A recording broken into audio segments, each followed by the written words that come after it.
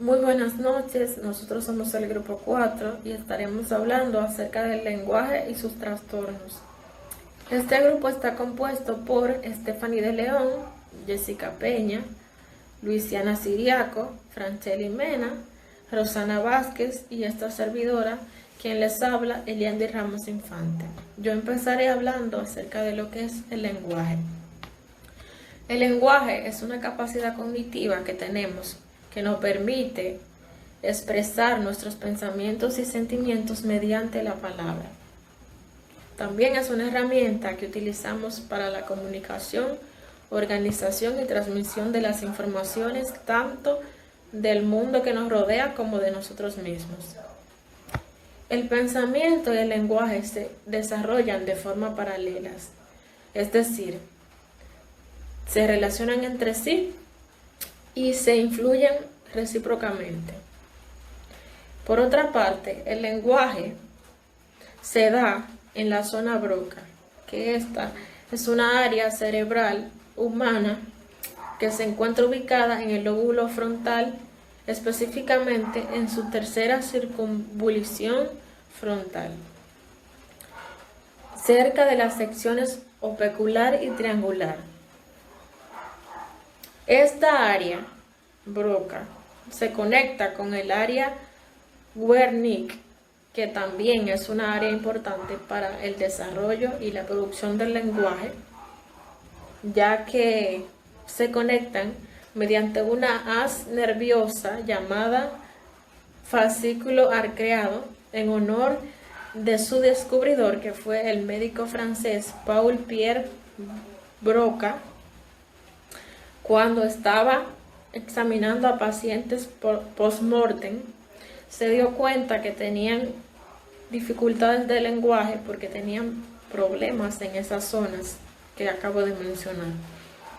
Por otra parte, dentro de la zona Broca se encuentra la sección triangular o área triangular también, que es una subdivisión, que esta se encarga de captar los estímulos y de la programación de las conductas verbales, también de coordinar que todo vaya bien dentro del sistema fonador, ya que cualquier lesión dentro de este sistema puede provocar una condición llamada afasia de Broca, o mejor conocida como afasia expresiva motora no fluida.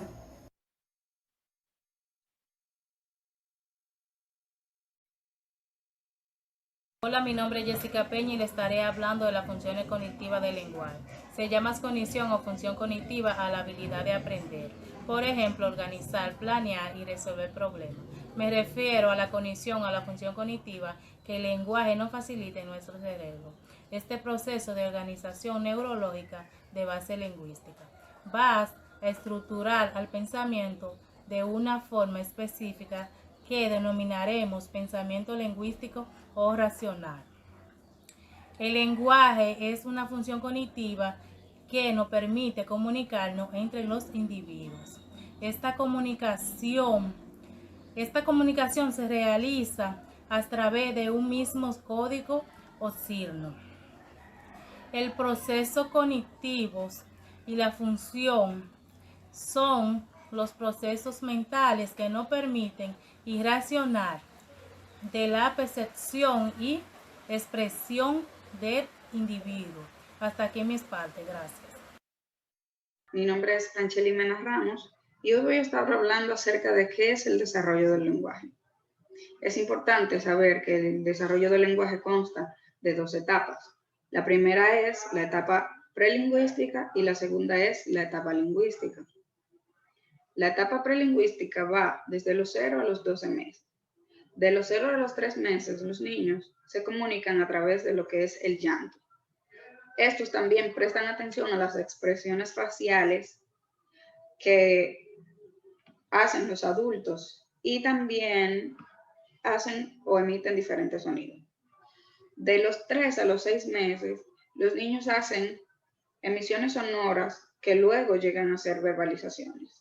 No es hasta de los 6 a los 9 meses donde si estas emisiones sonoras llegan a ser verbalizaciones, tales como el balbuceo, asociado a los sonidos de la consonante M, T, P y a los silabeos.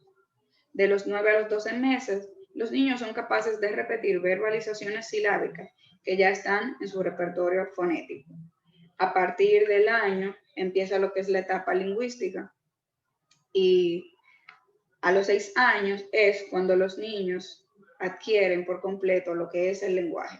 Todo va a depender del niño que sea. Hay niños que se tardan, otros que no. Existen diferentes teorías que postulan lo que es las diferentes teorías del lenguaje. Dentro de estas están el innatismo, el conductismo, el cognitivismo y el interaccionismo. El innatismo, propuesto por Chomsky, dice, según Chomsky, que el lenguaje es algo innato del ser humano y no algo aprendido. Que el lenguaje se adquiere porque los seres humanos estamos biológicamente programados para ello, sin importar el grado de dificultad de la lengua.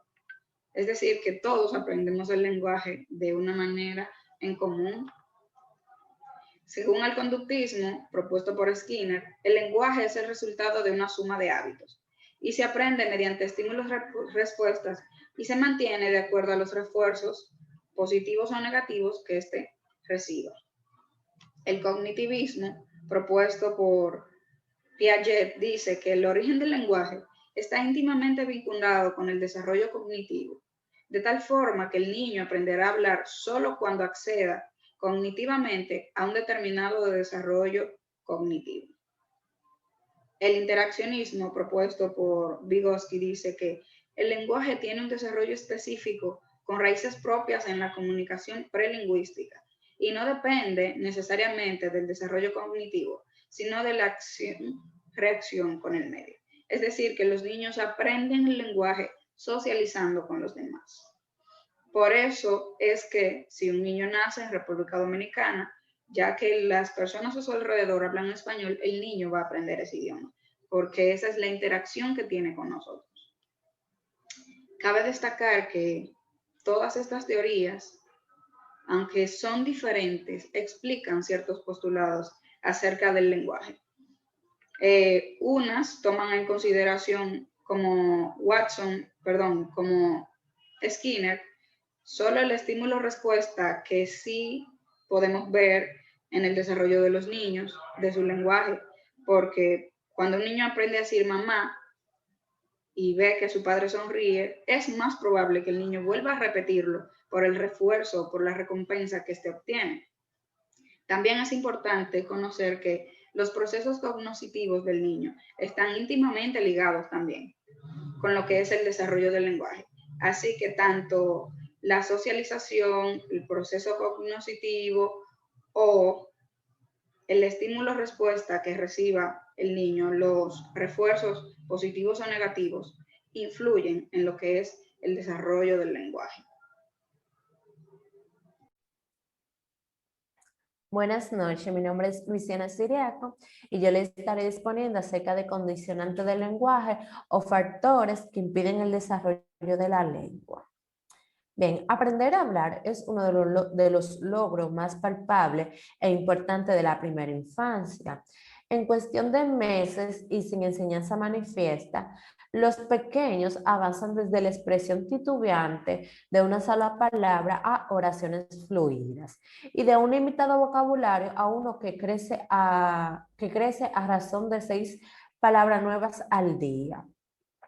Contar con este herramienta de lenguaje implica nuevas oportunidades para comprender el medio social en donde nos desenvolvemos, para aprender sobre el mundo y para compartir ya sea experiencias, satisfacciones y necesidades. Siguiente.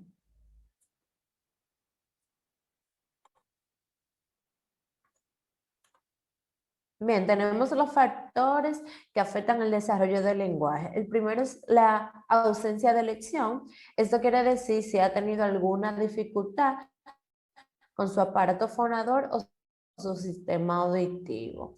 Tenemos también la capacidad intelectual mínima. Esta es conocida en algunas personas que padecen de retraso mental profundo, ya que no llegan a adquirir el uso normal de la lengua. Siguiente. Habilidades sociales cognitivas, es decir, la intencionalidad, la intención o motivación de comunicación con las personas que nos rodean. Esta capacidad está ausente en los niños que padecen de autismo. Está también lo que es el correcto funcionamiento y maduración adecuada del sistema nervioso.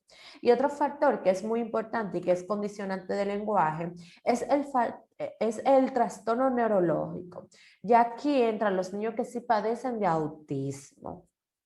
Siguiente. Otros factores que son muy importantes son los factores biológicos y los ambientales. Dentro de lo biológico tenemos lo que es genético y herencia, que van de la mano, los prenatales, perinatales y postnatales, como todos sabemos, esto es ya cuando el feto trae problemas desde el vientre. Y están los factores ambientales, que aquí están lo que es la estimulación, tipo de crianza, culturas, factores sociales y económicos, que sabemos que hay algunos niños que viven en un entorno donde son pobres en el desarrollo del lenguaje. Estamos psicológico y la escolaridad. Siguiente. Ya por último, tenemos que cómo favorecer el desarrollo del lenguaje. El ambiente donde se desarrolla tu hijo es determinante en el desarrollo del lenguaje. Por eso, desde que nace, debe ser estimulado de una manera positiva para que pueda aprender a expresarse de una manera correcta y fluidamente. Es muy predecible e importante dedicarle tiempo al niño para comunicarse con él. Desde que es un bebé, puedes leerle cuentos, cantarle canciones, hacerle juegos, cualquier actividad para que vaya adquiriendo herramientas de lenguaje.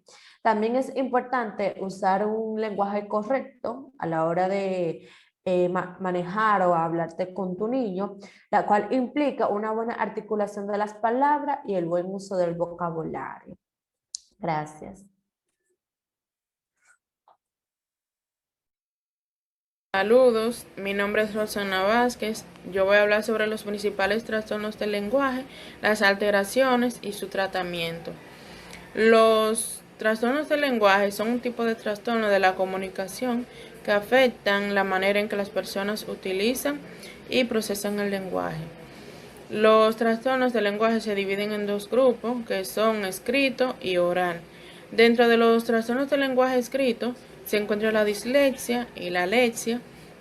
La dislexia es la dificultad para la lectoescritura, en el que la persona tiene problemas para comprender lo que lee, y la alexia supone la total incapacidad para comprender lo leído debido a una lesión cerebral. Está la hiperlexia, que esta se caracteriza por la gran habilidad de la lectura rápida, pero con poca comprensión y retención del material leído. Está la disortografía, que este es un trastorno que se produce a la hora de escribir correctamente el contenido del mensaje que se quiere producir. Está la disgrafía, que este es un trastorno específico y estable del lenguaje, en donde se manifiesta la insuficiencia para asimilar los gráficos del lenguaje y que afecta la calidad de la caligrafía. Dentro de los trastornos del lenguaje oral está el trastorno de la fluidez o disfemia, mejor conocido como tartamudeo, y su principal problema es la dificultad en la fluidez con la que se produce el habla, especialmente ante la presencia del público. Está la disglosia, que esta es una dislalia orgánica que se produce por alteraciones morfológicas que dificultan el uso normal del lenguaje y la correcta pronunciación. También está la taquifemia, que este es un trastorno del habla, en donde la persona habla de manera excesivamente rápida, donde produce las fugas de palabras y continuos errores debido a la gran velocidad con la que habla. Están también las afasias, que son todas aquellas alteraciones en las que se produce la pérdida o dificultad para producir, comprender o repetir el lenguaje debido a la existencia de una lesión cerebral. Existen varios tipos de afasias. La primera afasia es la global. Las personas que padecen esta afasia sufren de trastornos del lenguaje severo, incluyendo problemas de fluidez y de comprensión. También está la afasia sensorial o de Wernicke. Esta se caracteriza por un predominio de los trastornos de la comprensión. Está la afasia de conducción, que esta es una afasia fluida con una comprensión casi normal, pero en casos graves la fluidez queda gravemente comprometida a problemas de la producción de palabras aisladas. De igual manera está la afasia transcortical motora. En esta existe un déficit en la producción del habla, en especial a la hora de iniciar un discurso con espontaneidad. Está la afasia de Broca o afasia motora mayor.